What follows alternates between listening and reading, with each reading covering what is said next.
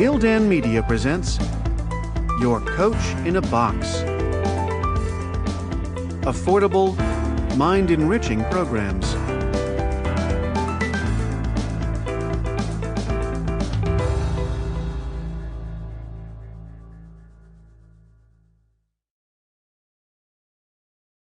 Gildan Media presents an unabridged recording of The Power of Kindness, The Unexpected Benefits of Leading a Compassionate Life, 10th Anniversary, by Piero Ferrucci, translated by Vivian Reed Ferrucci, narrated by Mitch Horowitz. Preface by His Holiness the Dalai Lama. This is a book after my own heart. Piero Ferrucci has drawn on both his broad experience as a psychotherapist and what I think of as fundamental human values to write on the importance of kindness. What I particularly appreciate about his presentation is that he makes kindness the starting point, the fount from which flow so many other positive qualities, such as honesty, forgiveness, patience, and generosity. It is a compelling and encouraging approach. I believe that if we stop to think, it is clear that our very survival, even today, depends upon the acts and kindness of so many people. Right from the moment of our birth, we are under the care and kindness of our parents. Later in life, when facing the sufferings of disease and old age, we are again dependent on the kindness of others. If at the beginning and end of our lives we depend upon others' kindness, why then in the middle, when we have the opportunity, should we not act kindly toward others? Kindness and compassion are among the principal things that make our lives meaningful. They are a source of lasting happiness and joy. They are the foundation of a good heart, the heart of one who acts out of a desire to help others. Through kindness, and thus through affection, honesty, truth, and justice toward everyone else, we ensure our own benefit. This is a matter of common sense. Consideration for others is worthwhile because our happiness is inextricably bound up with the happiness of others. Similarly, if society suffers, we ourselves suffer. On the other hand, the more our hearts and minds are afflicted with ill will, the more miserable we become. Therefore, we cannot avoid the necessity of kindness and compassion. On a simple, practical level, kindness creates a sense of warmth and openness that allows us to communicate much more easily with other people. We discover that all human beings are just like us, so we are able to relate to them more easily. That generates a spirit of friendship in which there is less need to hide what we feel or what we are doing. As a result, feelings of fear, self-doubt, and insecurity are automatically dispelled, while at the same time, other people find it easier to trust us too. What is more, there is increasing evidence that cultivating positive mental states like kindness and compassion definitely leads to better psychological health and happiness. It is tremendously important that we try to make something positive of our lives. We are not born for the purpose of causing trouble and harming others. For our life to be of value, as Piero Ferrucci amply demonstrates here, and I am grateful to him for expressing it so clearly, we need to foster and nurture such basic good human qualities as warmth, kindness, and compassion. If we can do that, our lives will become meaningful, happier, and more peaceful. We will make a positive contribution to the world around us. Introduction to the 10th Anniversary Edition of Time, Beauty, and Kindness.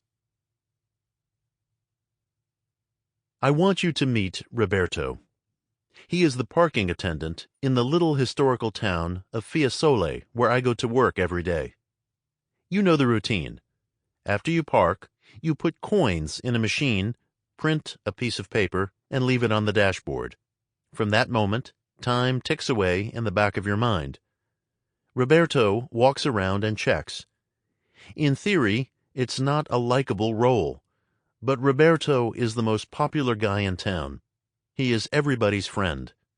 When he sees me, he tells me about how he went to the top of the church tower and how beautiful the landscape is from there, or lets me know my car's left front tire is a bit low, or describes Fiesole as it used to be when he was a kid. And he does this with everybody. If you transgress, he will give you a friendly warning, because he knows everybody's car and where everyone is, and often, believe it or not, he has come to ring the doorbell at my studio to remind me it's time to pay. He will let you cheat a bit on time, but not too much. He hates taking out the green notebook and writing a fine. But usually there is no need, because everybody feels treated well and everyone pays. In these days of rising impersonality, when a computer voice will say hello and thank you at the supermarket, and people look at their smartphones and not at you, and eat in front of a screen and die alone, warmth and human contact are a dangerously dwindling resource, and a man like Roberto is almost a miracle. So this is what the book is about. The kindness that can fill your days, the kindness which is abundant in the human spirit, yet paradoxically at risk of extinction. It is the warmth, the attention, the care, the contact we all yearn for. The key point is, if you are kind to others, you are kind to yourself. And if you are kind to yourself, you are also kind to others. I will start from an angle that you may find unexpected. Time, the most mysterious of all subjects. You will soon see how it ties in with kindness. So let me ask you right away, how are you doing for time? Do you feel that you have tons of it and there is no rush? That you inhabit your existence with a plentiful and happy feeling of time affluence? Or, on the contrary, does it seem to you that time is never enough, and do you feel dismay when you have to waste even a few minutes? Do you experience time as inexorably running out and disappearing like sand in the last seconds of an hourglass? Whatever your orientation is, chances are you wouldn't mind some extra time. After all, time is the stuff your life is made of. Now, suppose you have a busy schedule and feel your time is not enough. Let's imagine that instead of reducing engagements, you add one more and become a volunteer. You read books to children in the hospital, for instance, or walk orphan dogs, or clean up a beach. Then you ask yourself again how you feel about your time. Would your time shortage have reached red alert? The answer should be obvious. Subtract the time for an extra commitment, and you end up having less time, right? Well, no. At the end of the day, you would likely feel you have more time. At least, this is what recent research on time affluence suggests. The heart follows a different kind of math. Acts of kindness and generosity increase our feeling of time affluence. However exact our measurements of time may be, we cannot ignore one crucial point. Time is subjective. Our own inner time may stretch or shrink, and the same amount of time ahead of us, say a holiday or a tax audit, may look to us as painfully short or threateningly large. In our best moments, time disappears, at least for a few instants. We are absorbed in love or beauty or wonder, and the ticking of seconds seems to be suspended and forgotten. Those are the moments we treasure most. We are looking at the mind's deep structure here. Time defines our whole existence. What brain circuit is activated, what mental space is open that makes us feel we are rich in hours and days and makes time a friend rather than a gremlin? Enter kindness. Among the many inner changes it can trigger, one is to make us feel we have more freedom and breathing space.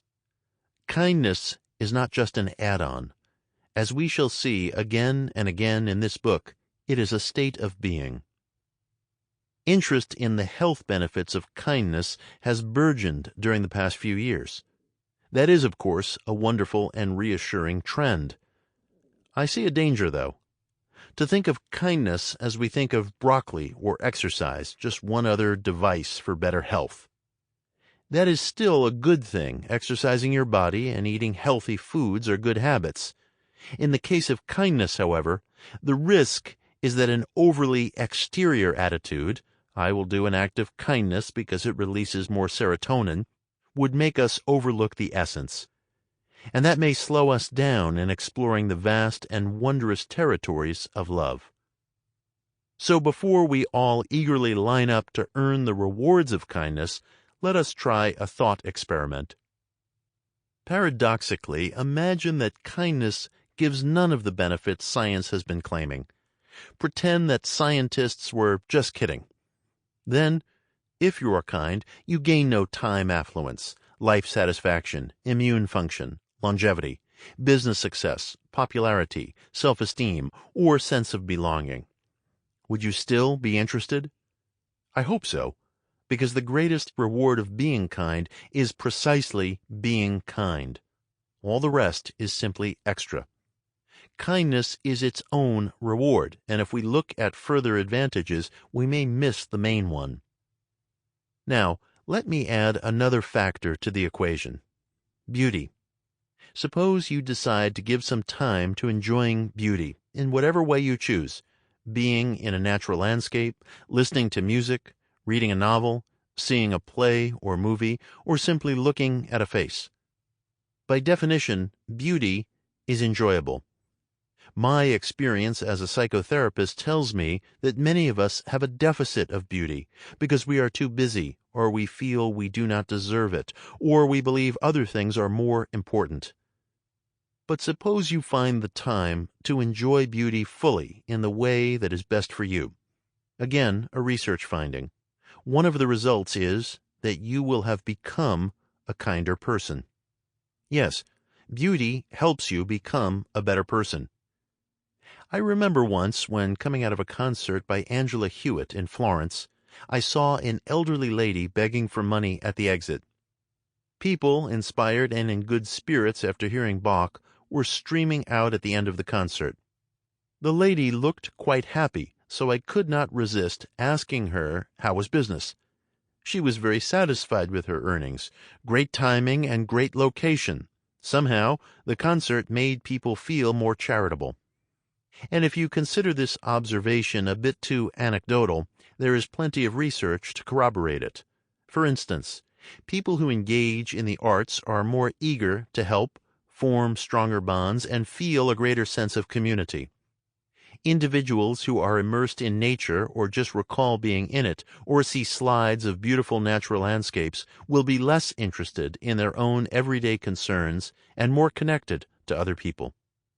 The sense of awe evoked by a mountain landscape or by a walk in the woods has the capacity to weaken social pressures and everyday anxieties, and thus empathy and social bonds come to the foreground. And yes, time affluence also increases. Captivation, the rapt, continuous attention to beauty, allows us to be more in touch with intimate feelings such as love and tenderness. To sum up, enjoying beauty is the easiest way to be kind. In my own experience as a psychotherapist, kindness is central. When I see a person in therapy, I first ask myself, has she been treated with care, listened to with attention, valued as she deserves to be, encouraged in her projects, comforted in her pain? In other words, how much has this person been in touch, one way or another, with the living reality of kindness? This basic experience is at times absent, alas, too often, and the lack has alarming consequences. What shape has this deficit taken? The wound of neglect, the poison of resentment, the prison of loneliness. Finally, I ask myself, where is the heart? How much is this person capable of caring? How much is she ready for gratitude? How open is she to love? True, some people are just too yielding and soft, if not pathologically kind. They need instead to cultivate grit, self-affirmation, and courage. So I wrote a companion book to this one, Your Inner Will, Finding Personal Strength in Critical Times. What is true in therapy is true in all paths of life. Kindness is a precious guide, and it can become part of anybody's work on himself. It can be easily learned and activated. Its qualities, such as warmth, gratitude, or trust, are urgently needed in our society. It makes much more sense than the folly of violence in all its forms. Kindness is the simplest way of coping with so many hurdles, of feeling better, of enjoying life. It is problem solver number one. Yet kindness may not be immediately visible or available. Often it is only a potential, or a fading memory, or a dream, or a desperate longing. However, it is there, because it is a basic yearning, and the original blueprint of what we are, as I hope to show in this book. In Tolstoy's story, What Men Live By, a very poor shoemaker is going back home at the end of the day, his mind full of worry about how to support his family. On his way, in the middle of a snowstorm, he finds a naked man alone in the night and dying of cold. At first, the shoemaker does not want to know and moves on. Then he changes his mind, comes back, offers him his coat, and takes him to his home. His wife is hostile at first. Then she too takes care of the man, whose name is Mikhail, and gives him hot soup. He stays on, always mysterious, always shy, and works for the shoemaker. Years go by, and one day husband and wife hear his full story. Mikhail is a fallen angel who was sent to earth by God to learn what men live by. He tells of how, at first, humans looked ugly and frightful to him. But everything changed the moment they did something kind. Then they became radiant and beautiful. At the end, he has learned the lesson and is ready to go back. Love and solidarity are what humans live by, what we are best and happiest at. What inspired Tolstoy is now discovered increasingly in many fields of science. In the past 10 years, since the first edition of this book, research on kindness and related subjects has greatly expanded. Without even trying to be exhaustive, let me just give a few notable examples. Chimpanzees that support each other. As the work of Frans de Waal has shown, chimpanzees share food, help when a companion is in need, protect the weak, and assist the sick, for example, by bringing them a mouthful of water, at their own risk defend a weaker member from aggression, console the victims of assault, and reconcile after a fight. Seeing that altruistic attitudes do not belong to our species alone sheds new light on altruism and gives kindness greater scope and deeper roots. Toddlers who help. According to Michael Tomasello, children as young as 18 months are capable of spontaneous and disinterested altruism. When they see an experimenter trying to pick up a dropped peg, they will fetch it for him without being asked.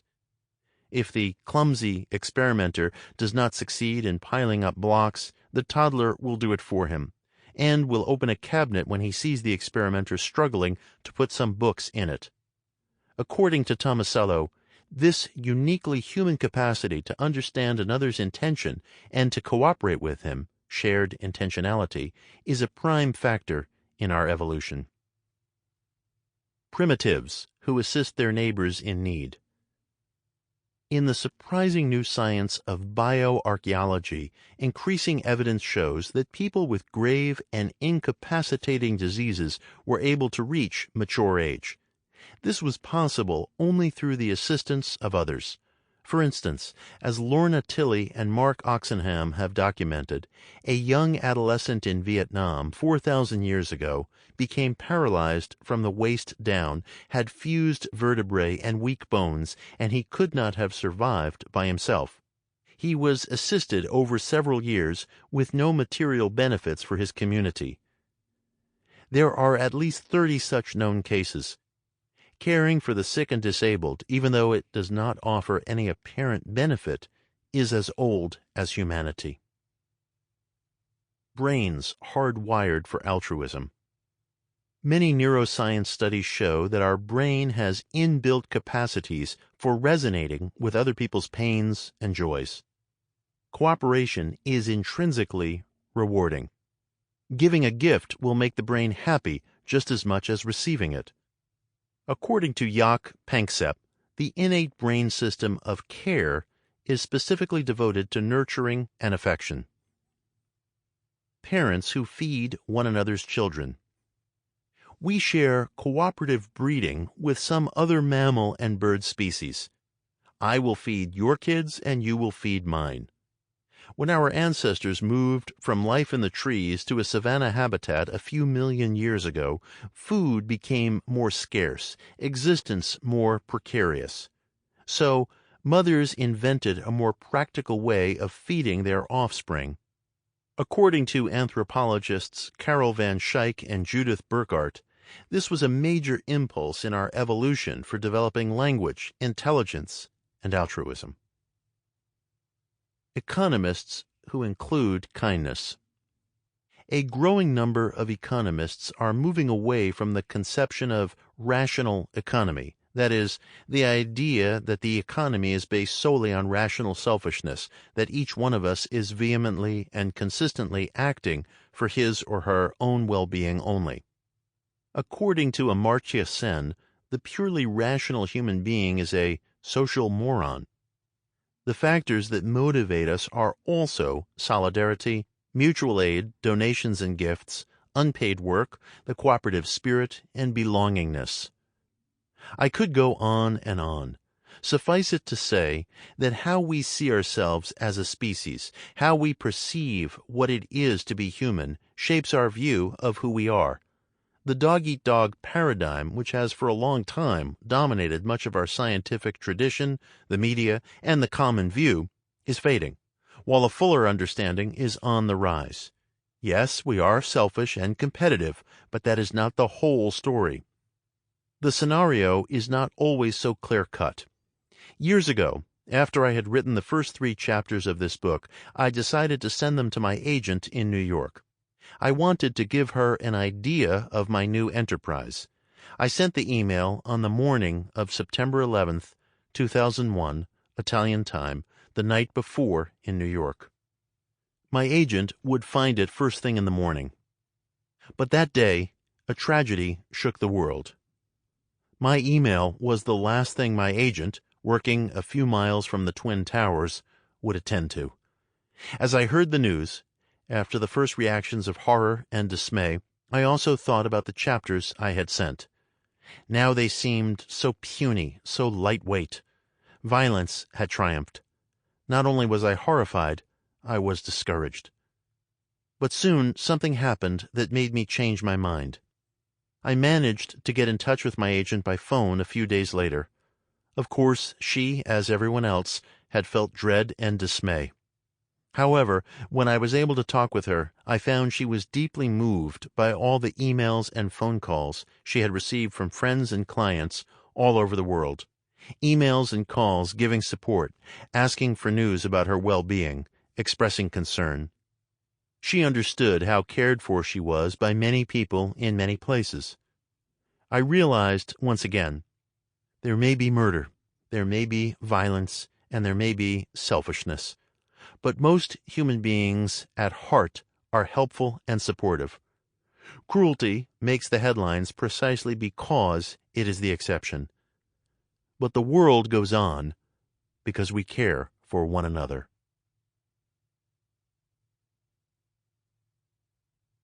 Introduction. The little old lady no longer bothered to eat. Alone in the world, she felt forgotten by everyone. She was so depressed she could not even swallow. The very idea of ingesting food was too much for her. Closed in her silent sadness, she was simply waiting for death. At this point, Melina enters the scene.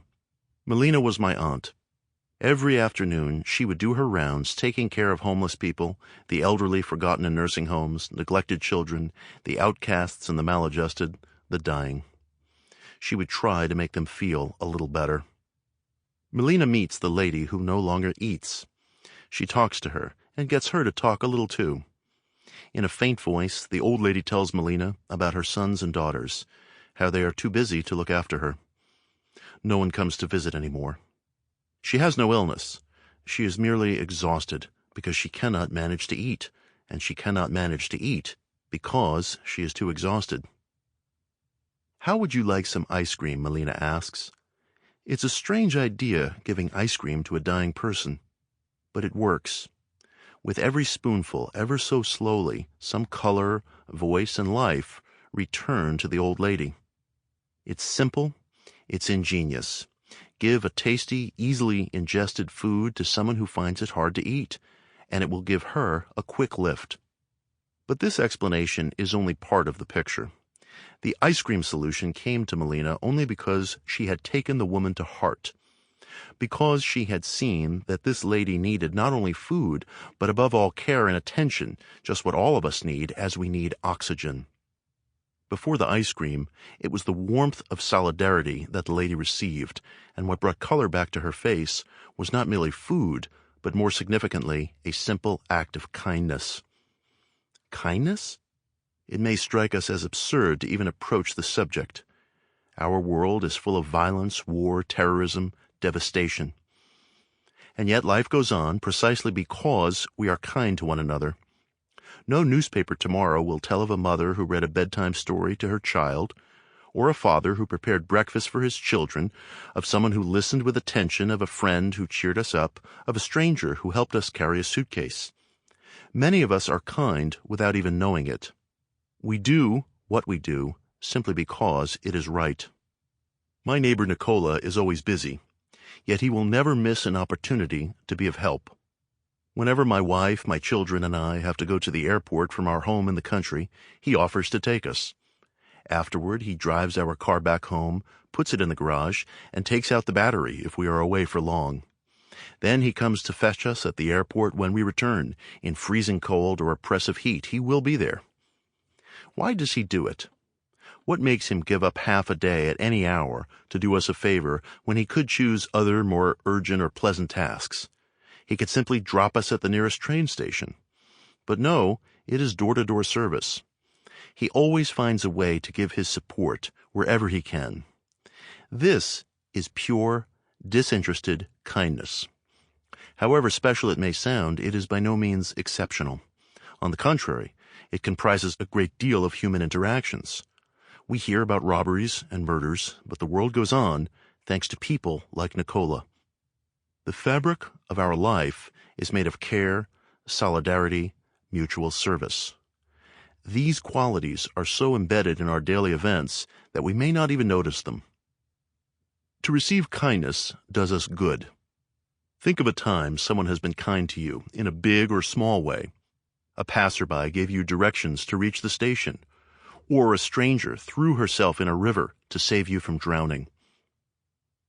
What effect did it have on you?